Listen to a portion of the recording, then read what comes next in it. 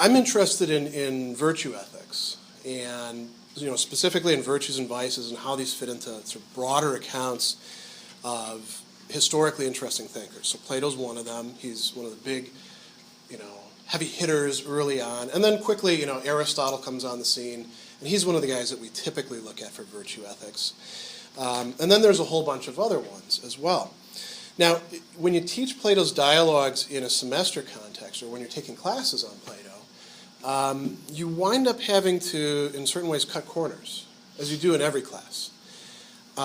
We go through a sort of triage, you could say, where you say, what can I fit into the semester, what can I fit into the framework?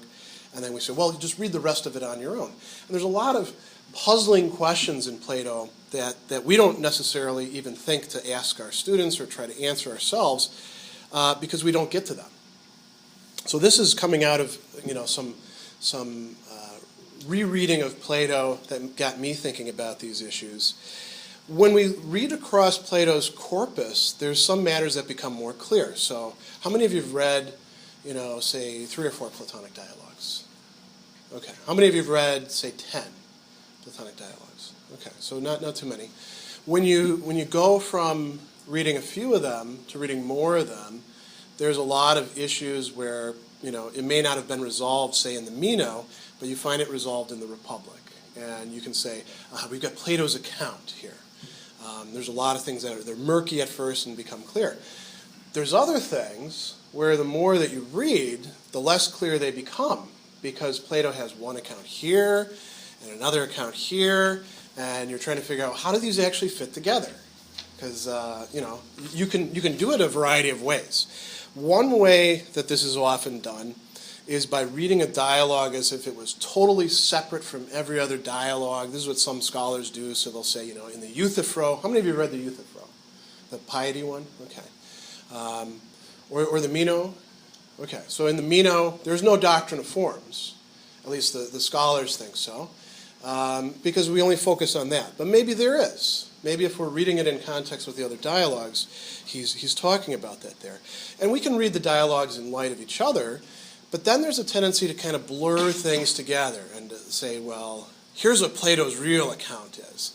And one way this has often been done, that I'm not a big fan of myself, but I'm not going to say is absolutely wrong, is to divide them up into early dialogues and then middle dialogues and late dialogues. So I know all the professors are familiar. Are you students familiar with this distinction?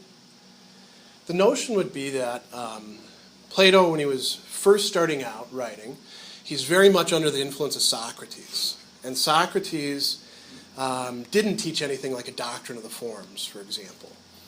So Socrates teaches, Plato replicates, and then after a while, Plato starts going off on his own. And he still has Socrates as the main character doing the mouthpiece presentation for him, sort of like a ventriloquist dummy. But he's introducing a lot of new ideas of his own. That's one way to look at these dialogues. However we want to organize these dialogues, there's a very strong preoccupation with virtue, this term arete in Greek that we translate as virtue. And when we think about virtue, it's not a term that we use a lot except in religious contexts these days, although I think there is actually like a perfume line named after that. There's like a makeup line named Philosophy. If you Google philosophy, that comes up, right? That's not what we're talking about. What we're talking about are moral dispositions, qualities of character. And the Greeks were really interested in these, the way most people have been, the way we still are today, although we don't use the same language. And so you see a lot of key things happening over and over again.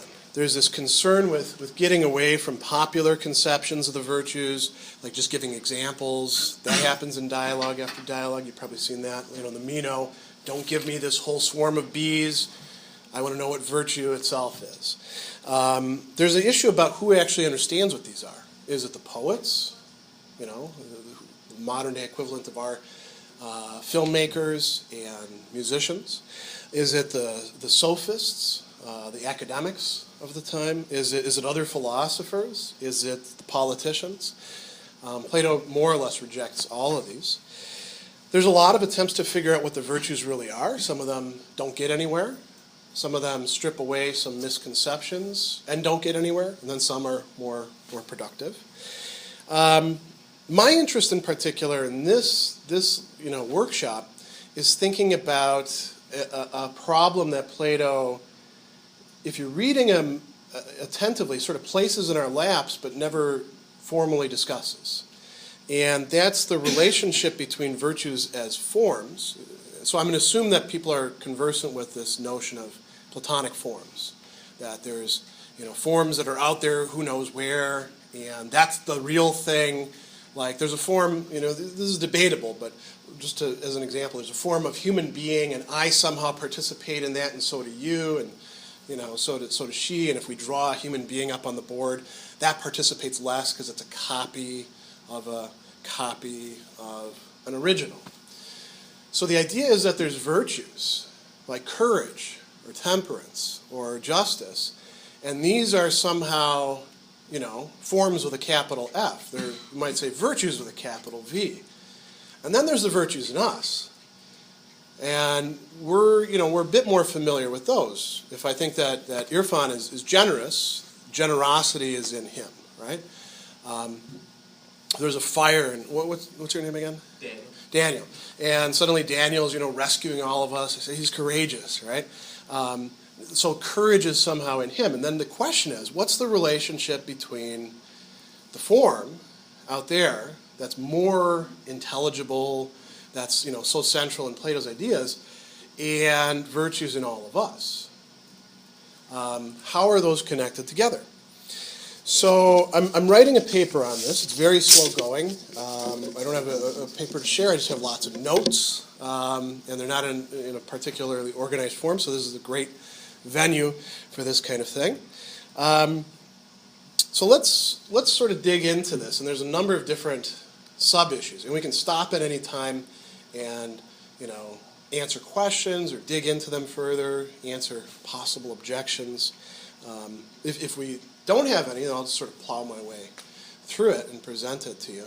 And if we have time at the end, we'll talk a little bit specifically about courage as a particularly problematic virtue. So, virtues as forms. We should think about, are the virtues actually forms? This isn't something that we should automatically take for granted. The answer is yes. If we look at Plato's dialogues, they do turn out to be so. But there are dialogues where Socrates doesn't say that they are. And if all we had, say, was the Meno or the Protagoras, we might not, say that they're forms. There's something that he's asking about there. What all the examples or instances, what generosity in you and Irfan, what those have in common. There's some sort of essence that they're looking for. And in other later dialogues, like the Phaedo or the Republic or the Parmenides, even in the seventh letter, there we're actually seeing things being called forms. And we're seeing virtues like courage or justice or temperance being given as examples of those. So then what would it mean for virtues to be forms? That would mean for each of these virtues, for each of these character traits, there is some unchanging being that is what that is. It's unchanging reality of courage or justice. It's the only thing, if we're taking justice, that would be totally just.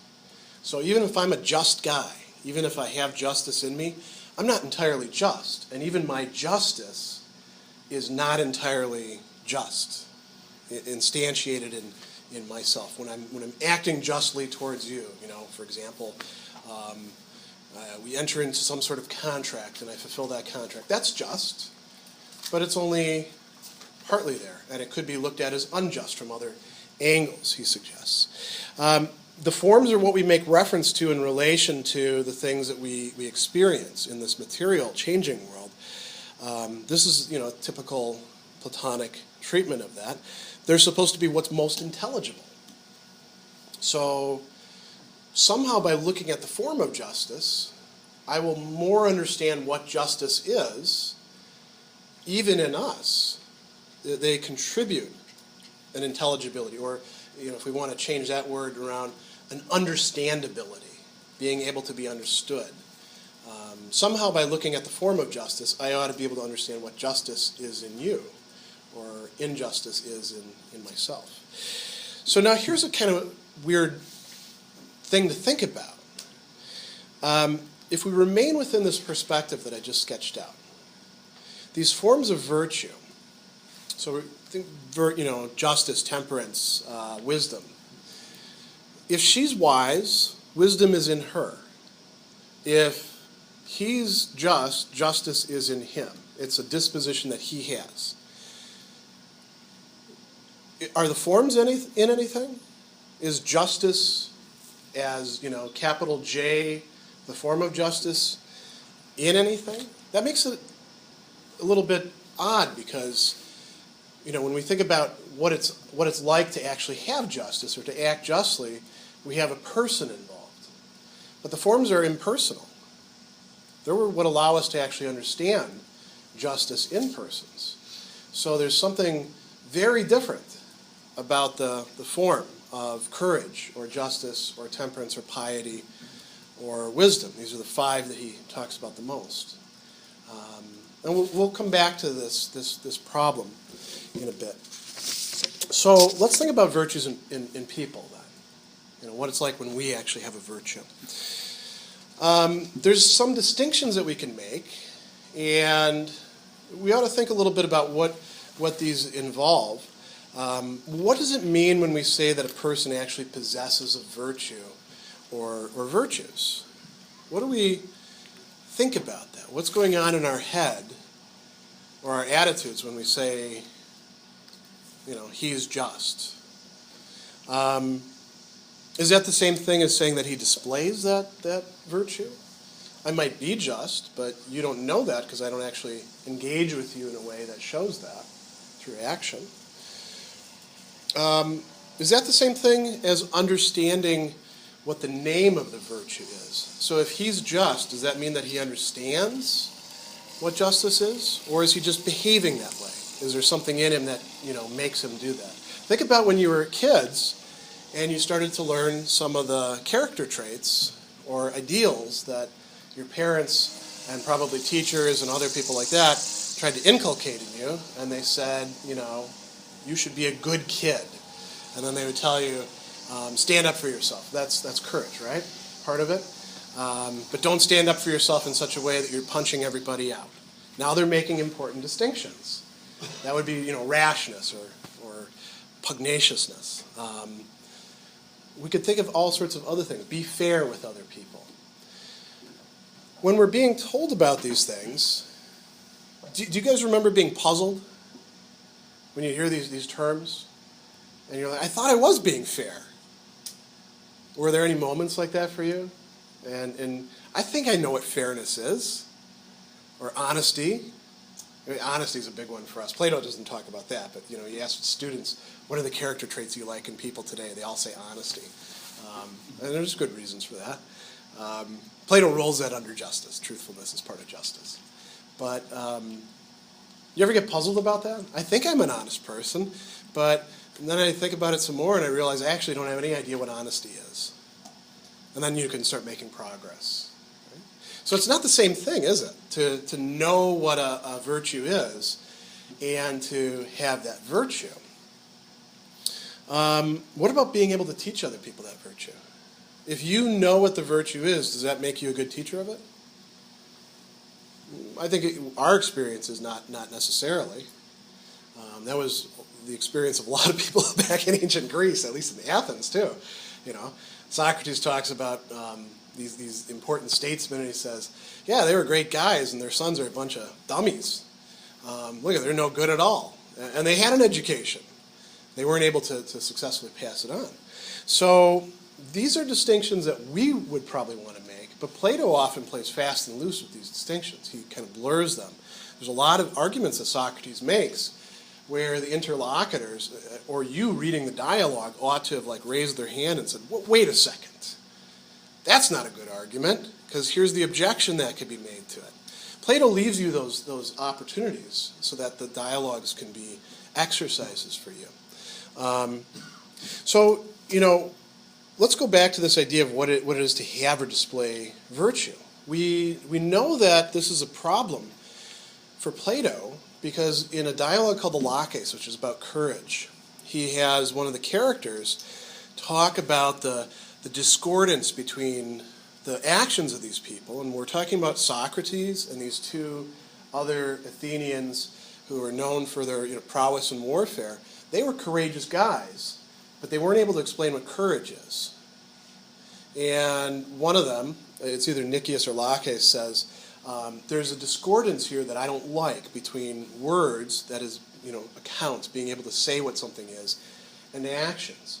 Socrates, I'd walk down a dark alley with you because I know that you'd have my back, but you can't explain to me what having somebody's back actually consists in, if we wanted to put it in today's parlance. So how should we understand virtues then? Well, one way is by thinking about forms.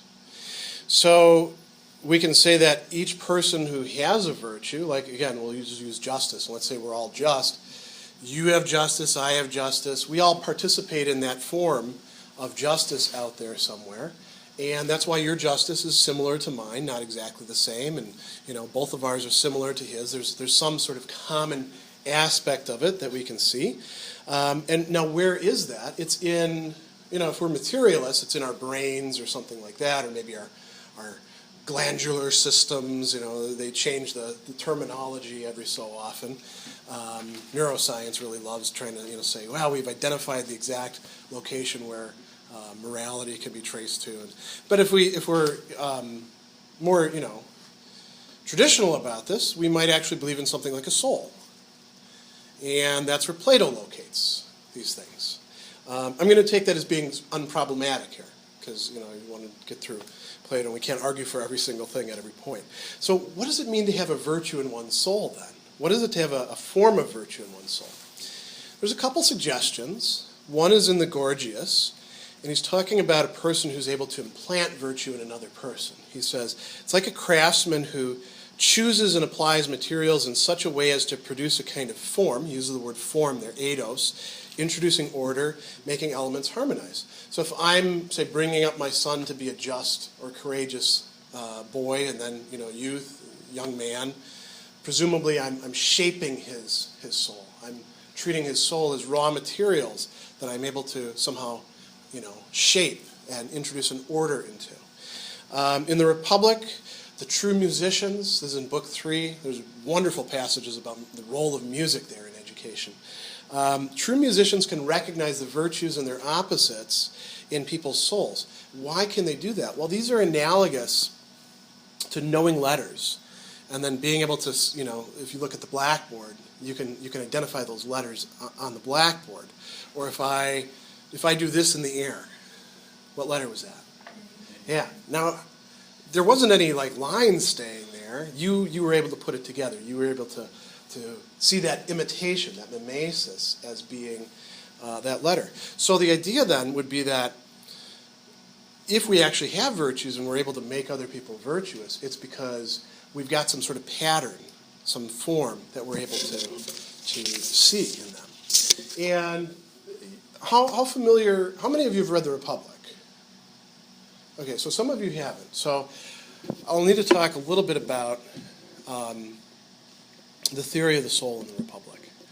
So Plato, this is a very thumbnail sketch. This is going to be leaving a lot of stuff out. Plato thinks that your soul or your personality has three main parts. You have the bottom level. This is why some people want to liken it to Freud. Are you guys familiar with Freud and the id, superego? Okay. So the appetites are very much like the Freudian id. They're uncontrolled. They won't control themselves. They're pretty much irrational. And they just want stuff, and they have no sense of time.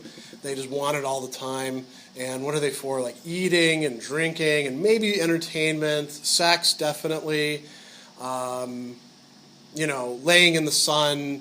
You could roll all sorts of things into this. The things that we find pleasant. And they also want to steer us away from things we find painful, too. So there's that. And that's an important part of us. Plato's not saying, by the way, get rid of that, the way some people take him to be doing. Then there's the highest part of us. Now, if the appetites are the lowest part, what do you think the highest part is? Those who haven't read The Republic. what would it be? Can't be the appetites, the desires. What else is in you? What makes you distinctively human?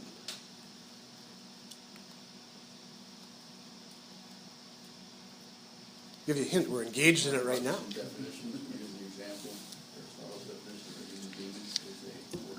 That's a good hint. What kind of animal? Yeah, so, go ahead. Right, so rationality or intellect. That's part of us, right? We figure things out. Animals do some problem solving, but nothing like us.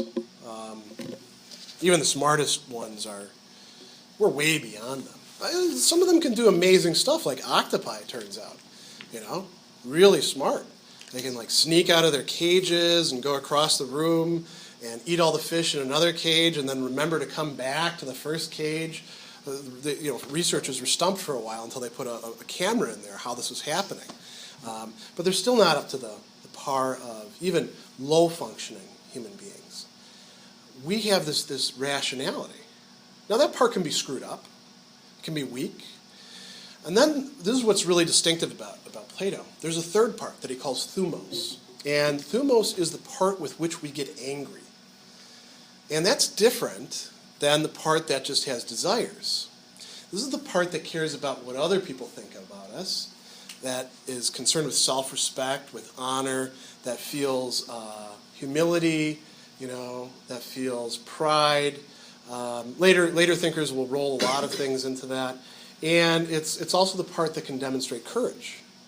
So Plato has, you think about it like 3 layers. You got the top layer, rationality, bottom layer, these unruly appetites. Middle part is the thumos, and he's got a whole arrangement. He tells a whole story there about how these are supposed to be working. Now, why am I bringing this up? Well, if we look at the Platonic virtues, and Plato talks about 5 mainly. 4 get turned into the cardinal virtues. That's wisdom, justice, temperance, and courage. But he also talks about piety as a 5th virtue, in the Protagoras, for example. Each of these should be somewhere in that soul, then. If you have parts to your soul, each of them is either going to have to be in a part or in the relationship of those parts to each other. Where piety fits in, he never explains. But he does tell us that, temperance, he tells a story where it does have to do with the other parts, but it's mainly having to do with the appetites. Temperance, another word for that is moderation or self-control. So when you're self-controlled, when you actually have control over your appetites, I won't ask how many of you smoke cigarettes, but that's a great example for our own time. I used to be a smoker for a long time, and sometimes I've quit for over 10 years, and I'll catch a whiff of smoke, and then I'll remember how much I enjoyed smoking, and feel a desire. And nicotine is very addicting. You can feel a physical desire, right? That's the appetites. Now, if I keep myself from smoking now, if I don't tell myself, every time I have a coffee, one of the reasons it was so hard to quit smoking was tobacco and coffee turned out to go really well together. And I'm a huge coffee drinker, so I also was a huge smoker. Now, if I can tell myself you can have the coffee, but you can't have the cigarette. As a matter of fact, you can never have the cigarettes anymore because you've quit. And if you start smoking one, you're going to smoke more and more and more. I'm starting to become temperate. If I were to drink less coffee, I'd be more temperate. I drink about 2 pots a day, which is too much. I am not a temperate person when it comes to coffee. But you see how this works, right? You control the appetites. You introduce order into that part of the soul. You are developing a virtue. And, if you go the other way, you're developing a vice. Lack of self-control. We can say the same thing for the spirited part of the soul. The virtue for that is courage, and the virtue for the rational part is wisdom. Your rational part could be all screwed up. You could be a fool. You could have foolishness, the lack of wisdom in the soul. And so that answers a lot of questions for us, where these things are and what they look like. And then he says justice is when all these 3 parts are aligned properly. Here's the basic story. The top part is supposed to be telling the other two parts what to do, because it actually is the one that knows what's good for it when it's in good condition. And the appetites are going to try to resist that. So the middle part, thumos, is supposed to help, enforce that order there. And so it's not supposed to be the middle part running the show. And it's definitely not supposed to be the appetites running the show. And so if you've got that proper alignment or ordering, you've got justice within your soul. So this gives us, some idea about that. In the Republic, these virtues don't consist just in knowledge, but they consist in developed dispositions. And these take some time and training. He actually uses the words ethos, which habit, and he uses the word ascesis, which means discipline, in talking about these. And a lot of the Republic, the middle part of it, is about these virtues and how they're produced in us and what that would look like. So let's say we use that because we don't have any better account of the soul. Now let's think about what a person who has a virtue, what do they actually know or understand? Because it's clear that for Plato, knowledge is part of the story. Virtue has something to do with knowledge. What would it be knowledge of? And there's a couple different possibilities. One possibility is if I have a virtue, I thereby know that form. So if I have justice, the reason why I have justice is because I actually know that form of justice. That's, somewhat what is suggested by saying that if you have virtue, you should be able to teach it. You should be able to give an account of it. But that actually it doesn't end up being supported in a lot of other places. Another possibility is that I have the account or the definition corresponding to the virtue, which I could maybe write down, put into a textbook, self-help book, how to live your life, Plato style, get everything aligned right. I'm sure somebody's done that somewhere. Plato, not Prozac. Yeah, I suppose. Does he do a lot of Plato-focused stuff? Marinoff is. A lot of other flaws.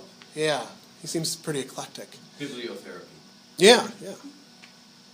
Another possibility, and this one's better supported by the text, is that it's knowledge or understanding. I like the word understanding.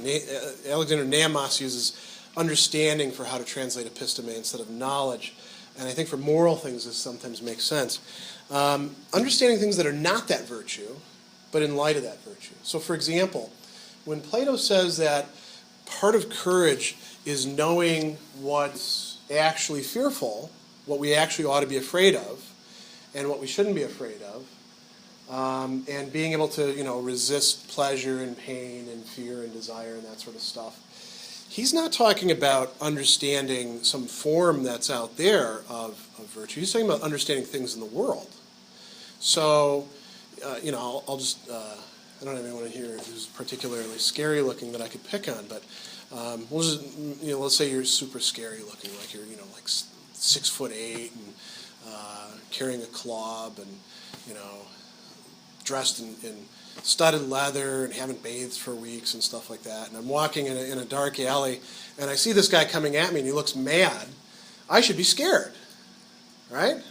Now, if I'm myself 8 feet tall and giant muscles and some, and make up some martial art that I'm the grand master of, then I probably shouldn't be scared, right? Because I could take him. And there's a lot of things along these lines. How many of you ever had a fear of public speaking? I know I did for a while. How many of you overcame it? I can say I did. Okay.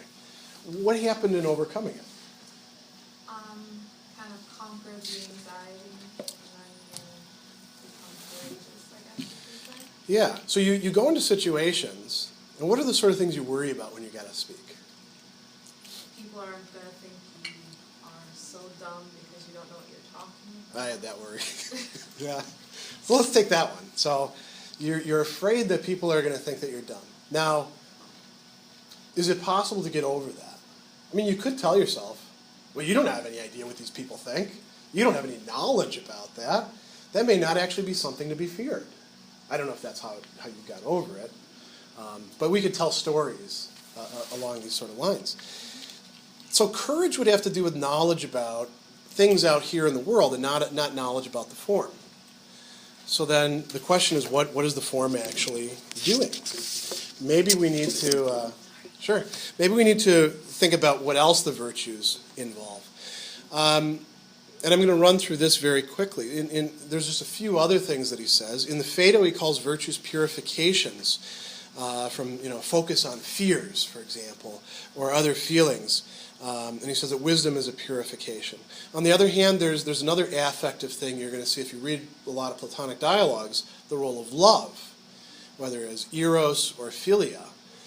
Eros in the Symposium and in the Phaedrus, and philia in the Republic. Love is something that is supposed to actually lead us to the virtues. Training in the Republic is connected not just with being placed in situations, but the kind of music people listen to, the kind of stories, the kind of artwork that they're involved in. It might even extend to architecture. This is a question I probably should have asked 2 minutes ago when you said it, but I'm still... Yeah. When you mentioned a second ago when you were talking about the role of knowledge in virtue, and then you said that you prefer understanding for reasons given by Namos. But I've never quite understood what turns on this. It comes up a lot in ancient philosophy on why some people prefer knowledge to understanding for the translation of episteme. So I was just wondering why you prefer the one to the other. I prefer it because knowledge, for two reasons. One is knowledge. If you're in philosophical context, people always want, is it justified true belief? Is it this or that? There's that whole field of epistemology that often gets sort of sucked in. And in a more sort of on an intuitive level, it seems to me like understanding better expresses it. Understanding can be kind of cohesive. There's other ways to try to render this as well. I think it's Ackrell wants to translate Aristotle's phronesis by moral insight rather than practical wisdom. And what are people after in that? They're trying to get away from the notion that it's just something you could write down and turn into like a textbook. So in other words, so the distinction is supposed to be that between purely having cognitive justification and belief in a proposition versus having something else. Right, so you know that P. Yeah. And so your knowledge that P can be broken down into your believing that P's being true, you're justified in believing that P, and that's it. Once you have that, that will be sufficient or close to sufficient. Whereas understanding may involve that, may not involve that, but involves something else.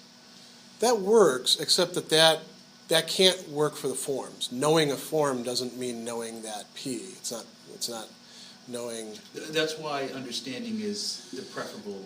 Yeah, I just like using understanding for the moral things. I mean, for some of the forms, I'm perfectly willing to say that, the ones that are like super metaphysical, that are really hard to make sense of, and it's hard to make a coherent account, piecing them together. And then the ones that are more prosaic, like, the form of human being, But when we're talking about the virtues, in order to make sense of it, I just think that language works better.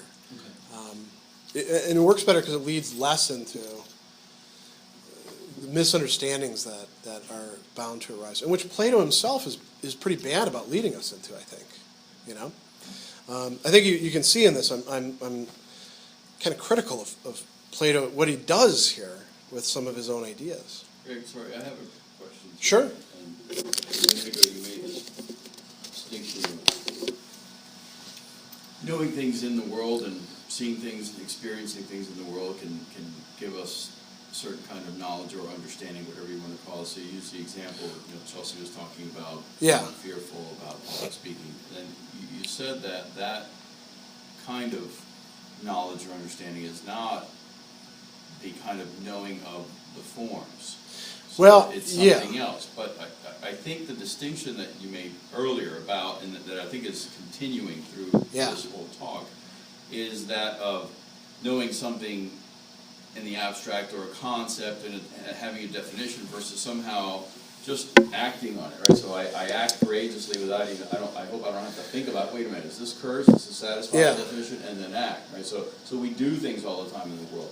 I can understand that distinction. I would say these are distinctions that are floating in two different axes. And that's fine. Yeah. I'm interested in that as well. But I don't see how some of that knowledge Yeah, sometimes of the world. can Yeah. be knowledge that I have because I compare it to some kind of idea. Oh, it certainly can. Yeah. That's what I said. It Not seems like necessarily. you were making them Not exclusive. knowledge of the forms, knowledge in light of the forms. Okay.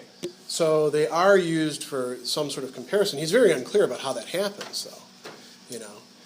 And what's going on, again, if we think of courage, and this is probably the best example, if we think of courage as knowledge about what is fearful and what is not fearful, then somehow the form of courage out there, it has knowledge inside of it, it can't. Given his account, my knowledge of courage itself has to be of something that doesn't have knowledge, it's an object of some sort of knowledge, an oasis or however we want to call it, but it's something that's very different than courage in me. And we can, this is where the whole thing is going, actually. We can say, well, that's because we're deficient and material, this whole story. But then the question is, well, what the hell are these forms doing? How is it actually a form of courage, and courage is the most problematic of these, if it doesn't really look that much like what's in me? I can't just say, well, it's because, I'm material and changing. But let me. Isn't that a problem for any idea? It doesn't have to be a Platonic form, It's a bigger kind of problem than if you were, say, an Aristotelian talking about concepts. Because Aristotle doesn't have this, You're constructing them. Yeah, I mean, he's perfectly willing to say, well, my understanding of courage that's in my soul, and I'm pointing at my head, he would have said like here, because he thought this was just, a radiator, the brain. He'd be willing to say, so I've got this, the soul, it's not localized, but I've got this notion of courage, and I've derived it by looking at courage in her and him and sort of piecing together an account, and it helps me say that she has more courage than her, or vice versa.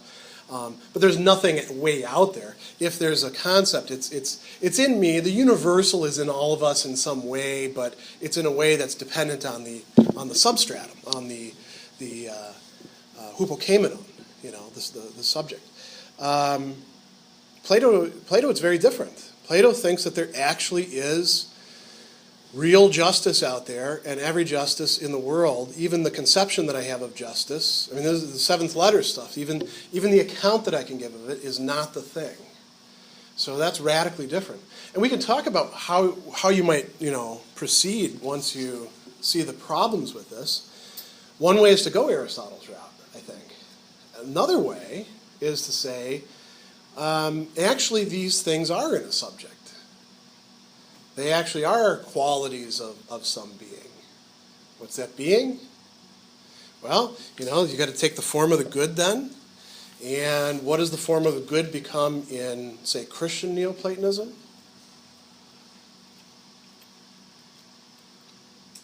God. Yeah, in Jewish Neoplatonism and Muslim Neoplatonism.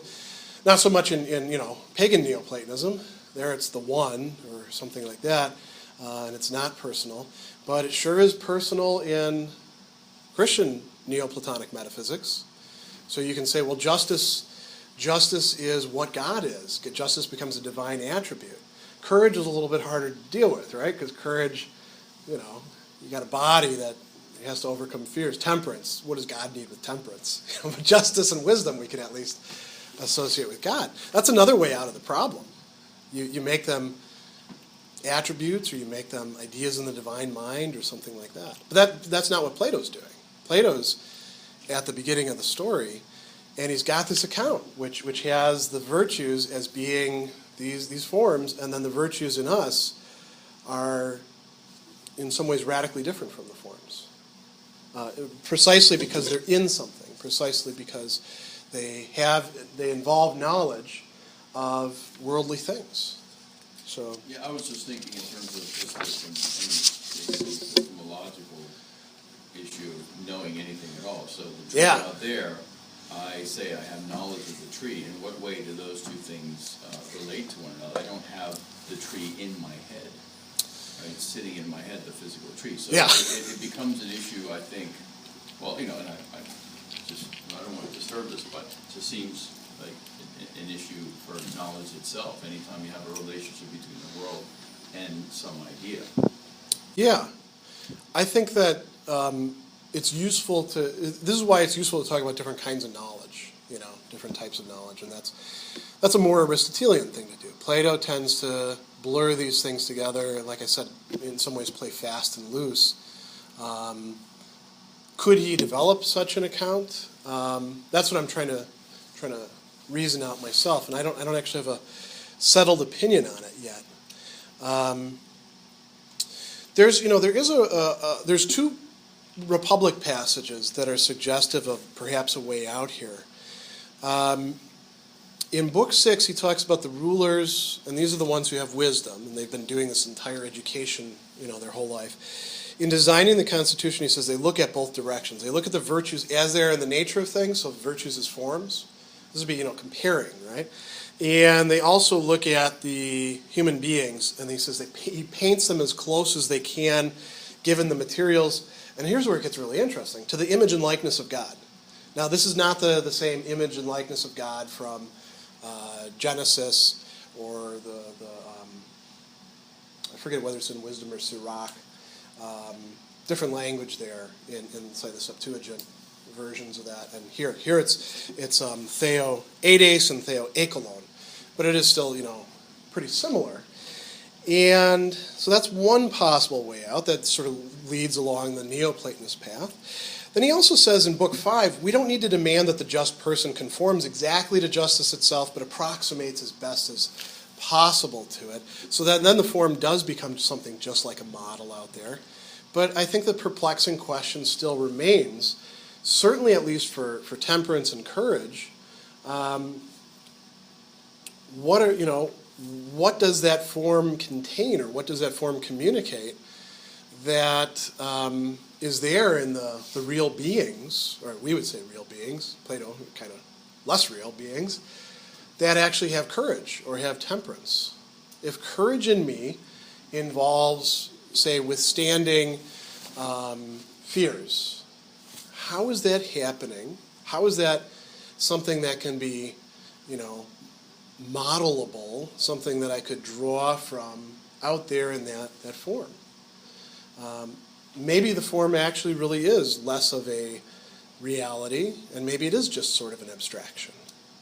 Maybe it doesn't have the qualities, but then we're really no longer Platonists, are we? See, the trouble is that it seems like if we think Plato's account through, we end up having to give up on some characteristic parts of the account. I'm attracted to his discussions about justice and courage and all that, but I think that they have to actually be made greater sense of. We could talk more about courage if you want, or we could talk more about these problems of knowledge and distinctions that we can make with them, or we can talk about other things if you want. Yeah. I found it very interesting that you're quoting from a lot of very familiar sources, of course, but you're not focusing an awful lot on the cave of the line. Yeah. And I guess that's sort of where I start. One of the things that I think is a very important datum here is that Plato seems to think, and Socrates did too, that if you know what the right is, then you will be right. Yeah. And just sort of, and so... Yeah, he says that at certain points. Yeah. And so the completion of the education for the wise rulers is actually that they know the forms themselves, and then they simply will be wise. And so, to borrow a wonderful 20th century term, this seems to be a kind of knowledge by acquaintance. This is a kind of meeting of something distinct from you, but that meeting alters you. It isn't, and so it's never convertible into simply a collection of propositions, but it's something that affects your very nature.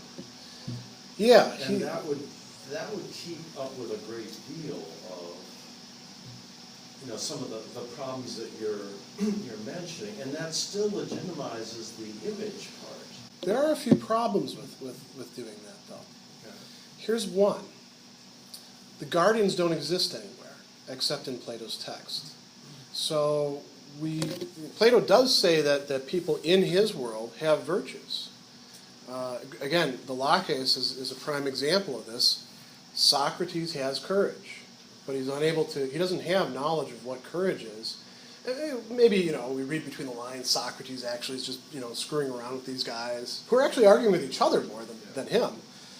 But maybe Plato's screwing with us, and really Socrates does have, knowledge of the form of courage. Maybe Socrates' knowledge of all of them is just sort of keeping it under wraps the entire time. But it would turn virtue into something extraordinarily rare. This relying primarily on the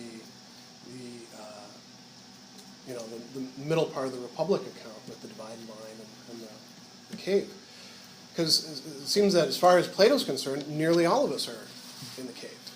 And nearly all of us remain in the cave. So it leads to something, which would actually be, if we want to look at sort of historical ways this goes, that would be much more along the lines of like Gnosticism than anything else. Virtue is something very rare, has to be communicated through some sort of gnosis. There may be some way of leading people to it, but that's not very clear. And so I don't see that as.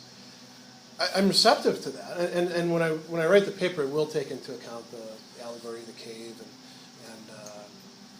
distinction between knowledge and right opinion. But those introduce more problems. You look at the Meno, for example, and Socrates says, "I don't have knowledge. I don't." He says, "I don't just have right opinion, like those statesmen who can't actually get anything accomplished as far as virtue." And along the way, he says, "Well, we know this, we know this, we know this, we know this." So he must have some sort of understanding or knowledge, right? But he says quite explicitly, what I've been talking about with this stuff, I'm not saying it from knowledge. In the Republic itself, he says, this is sort of a plausible account. It's not a authoritative, I actually have seen this with my own eyes, I have knowledge of this. So I don't see that as it sort of just deepens the problem, as far as I see Okay, it. just a few comments, then I can move on. But first of all, of course, I'm not always sure where to draw the line. So, like when we're reading Meno, how much of that is Socrates and how much of that is genuinely Plato? Yeah. But at least the Meno is giving us a picture, which of course what you said is entirely true, but of course it's also completely false because he does know. Yeah. And so we have to juggle that. The soul knows because it's been living cycle after cycle, and it in some sort of way, yeah. Yeah, and so there is a sense in which, well, this isn't so terribly hard because we've all got it. Yeah. It's simply a matter of bringing it out, recollecting it, and bringing it to its full fruition. So. Yeah, and there's a whole story there about what how that ties in with dialectic and. Right. Sure. Right, because the dialectic is the key to that. Yeah. Now, on the other hand, when we're dealing with the cave, there's that little section which I think is so important, at least I've always taken as important and not just part of the story, where he talks about, the enlightened prisoner finally getting to the place where he can look up and see the sun where he is. And again, to me, that's an acquaintance. That's a kind of, there's something mystical about this, but this isn't just a set of propositional facts any more than, say, oh yeah, absolutely. my knowledge Yeah. of somebody that I know is an acquaintance. There we're in complete agreement, but Yeah. I don't think that gets you any further with it. Well, I think and we there's can call a long way to go with acquaintance, but on Yeah. the other hand, at least it addresses a lot of the questions that you've raised. So now we have a kind of knowledge. We know it's more like not simply reading about a tree or even seeing a tree, but coming up to it, and not just reading about a person, but meeting them and interacting with them. It's more that kind of knowledge. Yeah, except that the forms, when we're looking at the accounts, we've really got nothing to sort of latch onto. Unless, I suppose, you could say, well, you just have to have had the experience of acquaintance with the form of justice, and then everything will fall into line. I know myself, I haven't, and I'm probably not going to, because I'm not a particularly just guy, and I'm mixed up about these things. And I mean, if that's what it's going to take to make sense out of the puzzles that come out of the account, I suppose that's a solution of sorts, but Don't you still have your problem, though? Your concern is that, what does that acquaintance or knowledge mean? Because it's does very that different mean- than acquaintance with you. You know? Right, which is the example, which is ironic, because in the cave you always have to use the metaphors of, they're physical, right? You see the sun. Yeah. But it's not really seeing physical seeing. Well, I mean, But what I'm saying was, when you're talking about that, so knowing that, does the, let's say the ruler, in knowing the form, are they acting that way? Or are they still simply able to conceptualize it and render it as a definition? Right? And so you can have that and not behave virtuously, and right? Because you're not always called at every moment well, to with Plato, behave with virtuously. Plato, knowledge, he's clear about this. There is no acrosia. Knowledge does determine action. So, at least that part's, settled. If you actually do know, if you know the form, whether it's by, we could say, by knowing it directly through this knowledge by acquaintance, it could be through some mystical, some sort of process, or if you happen to, you've been taught it somehow and you've got the definition of it, and you can conceptualize it, then you've got that. But if you're acting justly because you have a just disposition, you could say you participate in the form. That's why other people can recognize you as just. And you might yourself say, well, I'm a Platonist. I recognize there's a form of justice out there. I have no idea exactly how I'm connected with it because I'm not quite sure what that is, but I know that I must be participating in it somehow. But that's not the same thing as operating on the basis of full knowledge. And the other issue that comes up with this then is the doctrine of recollection. It's gradual. We recognize things more and more. Dialectic, it's that process of nailing things down. And how are we going to make sense out of gradually getting to know a form better and better? And then how are we going to connect, say, the form of courage? Again, back out to courage, and the courage as I have it in me actually means getting to know better and better what's actually fearful and what's not fearful. There's no knowledge of what's fearful and not fearful in the form of courage, And then we can add other things to this as well. The virtues for Plato are not just a matter of knowledge. They involve the ordering of the soul. There's no soul to order in the forms. The forms can be in us ordering our soul, but it's hard to make sense of what exactly that means. I mean, we can say, well, you know it, and therefore it's doing that. What I want to know is, how does it do that? Maybe we don't have an account of that in Plato. Maybe the response would then be, well, it has to be some sort of mystical process, but then Plato doesn't become very useful for moral philosophy anymore, I think. Yeah. But it seems to me that in a certain way, you've just stumbled on the answer to your question, because. Oh, good. Because the thing is, I'm actually sort of losing what the problem is supposed to be, given what you've just said. So especially, in particular, if you look at this diagram. So you have this diagram of the tripartite structure of the soul. Mm-hmm. And we have at the top intellect, and thumos in the middle, and the appetites at the bottom. Yeah. And a relation of obedience, so the middle and the bottom obey the top. Right? Yeah. So in the case of justice, justice is the exemplification of a harmony between these tripartite features. Yeah.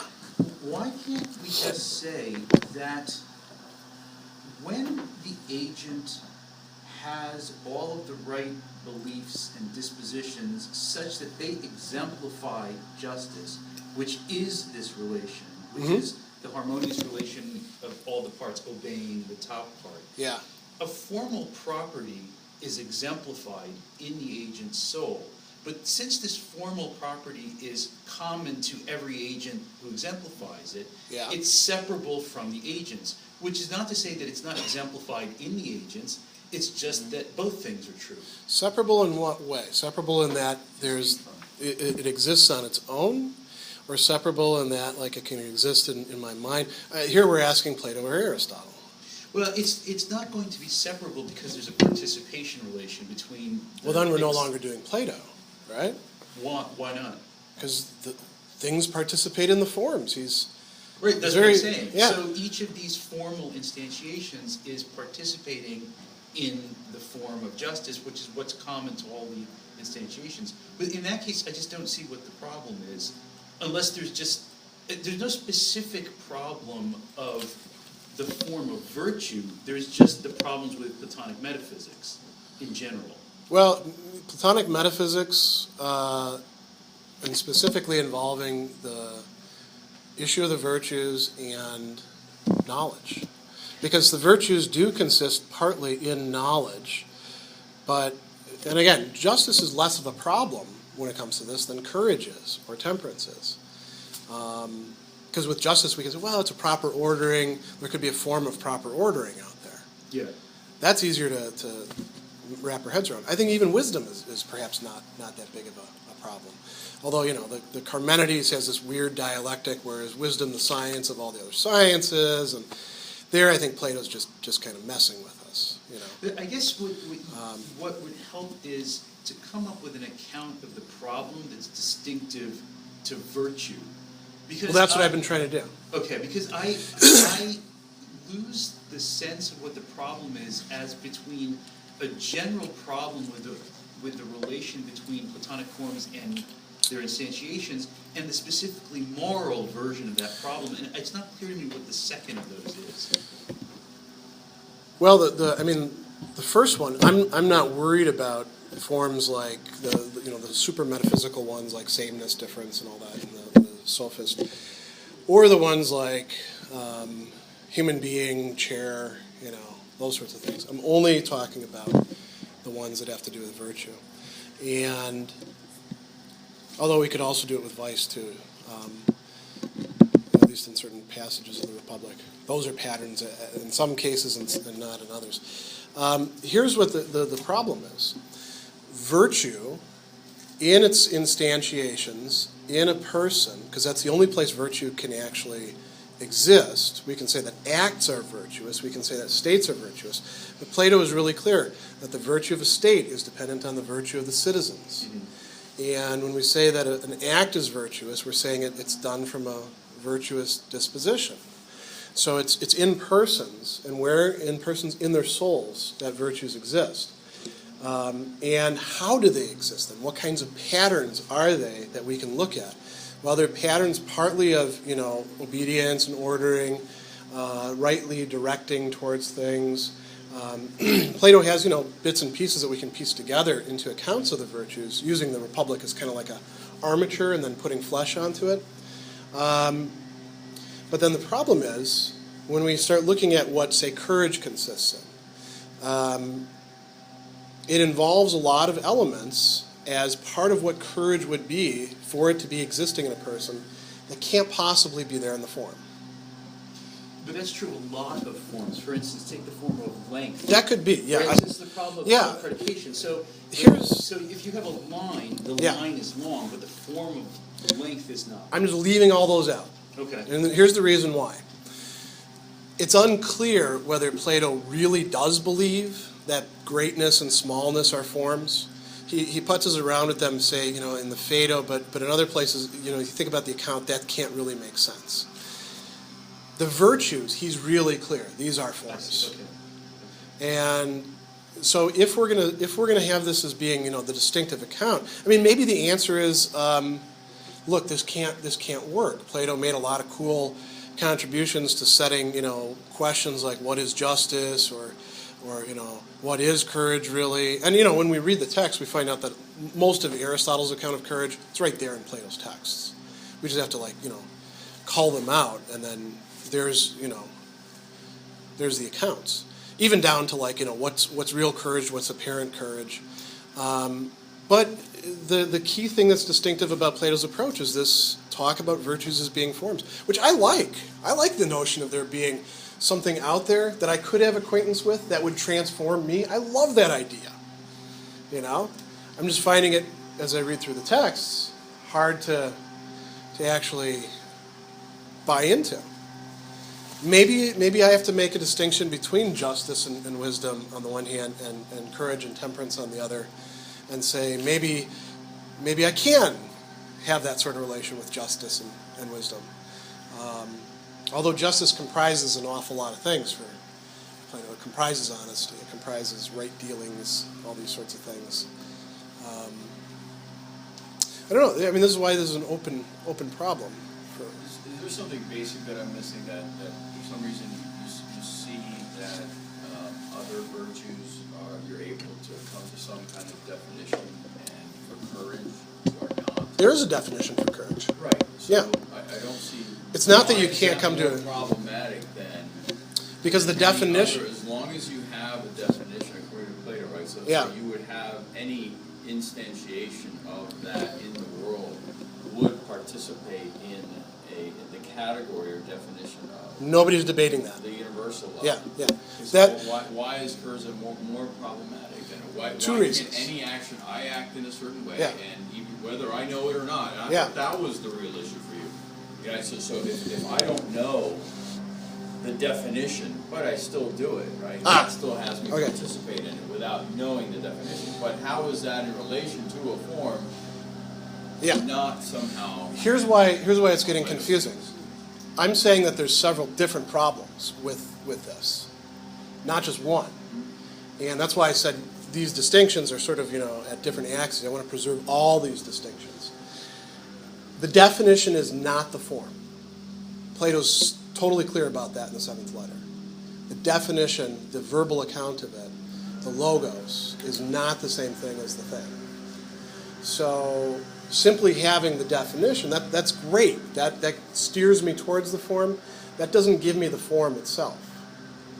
And the form itself, here's the central problem with courage. There's the definition of courage. That's nice. Then there's courage as existing in a person, and what that entails, and then gets rolled into the definition, are things like knowledge of things in the world. Knowledge of what is fearful, what is not fearful. That can't be there in the form. That's the problem for courage. And we could say other things too. The notion of resistance. I don't know. That could be part of the form, I think. Courage is a endurance, he says in the Republic, against pleasure and pain, desire and fear. But what is a form actually resisting? See, now it's one thing to say we have a concept of it, we have a definition of it. It's another thing to say there's some sort of entity out there. Okay, so That is it. I guess Irfan's point is on point here, that you have an issue with metaphysics, right? That's just a claim if you take Plato to be Platonic in that sense, and not even Aristotle, then he's got these entities that are floating about, and how do we relate to them? We don't really know. Well, yeah, I wouldn't say I have an issue with the metaphysics. I'm willing. How it works. I have a difficulty reconciling the different parts of the account to each other. By themselves, you have sort of like local consistency, but you put it together in one global account, and it doesn't fit together. And it's a beautiful account, and I'm very attracted to it.